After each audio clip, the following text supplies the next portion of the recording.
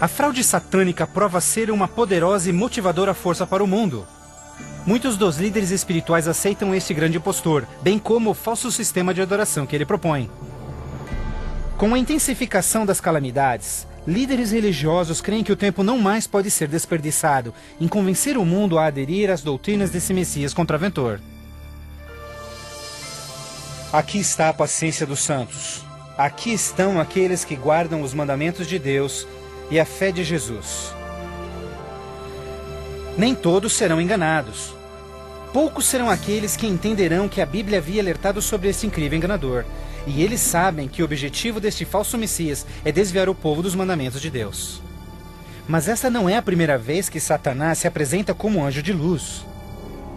Quando Jesus foi tentado no deserto, Satanás apareceu a ele disfarçado como glorioso mensageiro de Deus. Mas o inimigo de Deus se revelou quando tentou a Jesus em desobedecer a palavra de Deus. Portanto, mais uma vez, usando a mesma tática, o mal tenta enganar o mundo a desobedecer a lei de Deus. Ninguém pode servir a dois senhores, pois odiará um e amará o outro, ou será leal a um e desprezará ao outro. O mundo chegou a um momento decisivo em sua história. O falso Cristo e o conflito global estão dividindo o mundo em dois grupos distintos: aqueles que seguem a Bíblia e aqueles que seguem a besta. Ansiedade enche o coração do povo, e religião é o tópico supremo de todas as mentes. Entrevistas no rádio e TV, bem como nas cortes em debates, os verdadeiros seguidores de Deus serão levados diante os líderes mundiais. Ali apresentarão poderosas e eloquentes razões bíblicas para sua oposição, onde o falso sistema de adoração foi apresentado ao mundo. Os mandamentos de Deus e o que constitui a verdadeira adoração estarão ao centro de cada discussão. Movidos pelo poder do Santo Espírito, compelidos pelo argumento bíblico dos servos de Deus, milhares em todo o mundo converter-se-ão desde suas igrejas sem vida e se posicionarão junto aos impopulares, mas verdadeiros seguidores de Jesus. O que nos resta? Devemos obedecer a Deus ou ao homem, à tradição popular ou à Escritura, dividindo assim o mundo inteiro em dois grupos. De um lado, aqueles que receberam o selo de Deus, e do outro lado, aqueles que receberam o sinal da besta. Aquele que é injusto, siga sendo injusto. Aquele que é sujo, que siga sendo sujo. Aquele que é justo, que siga sendo justo. E aquele que é santo, que siga sendo santo. Este texto de Apocalipse antecede o próximo evento, em que todo homem, mulher e criança fará sua final decisão, a favor ou contra Cristo. Ao lado de Deus estão aqueles que em fé observaram sua palavra, mesmo diante oposição. No outro lado, aqueles que escolheram a religião de tradições humanas. Assim como as portas da Arca de Noé fecharam-se instantes antes do dilúvio, a porta da graça será finalmente fechada para o mundo, e a graça de Deus não estará mais disponível para os perdidos.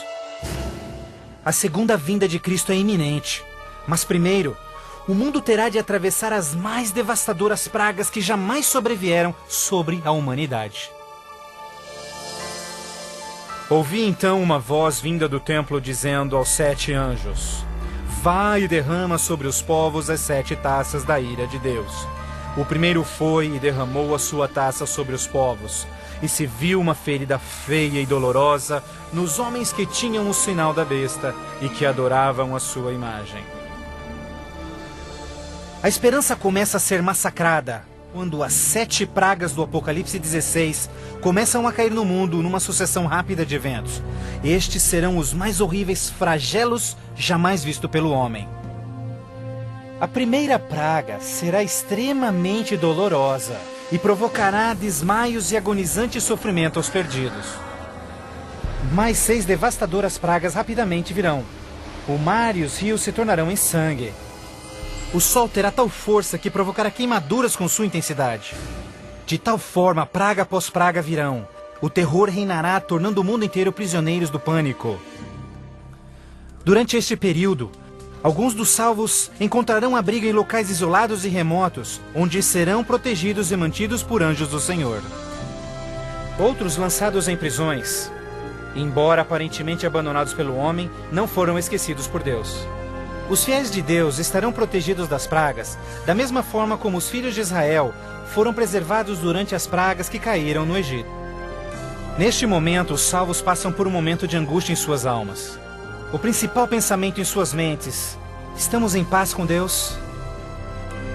Finalmente, encontram paz em suas consciências, confiando nas promessas de Deus.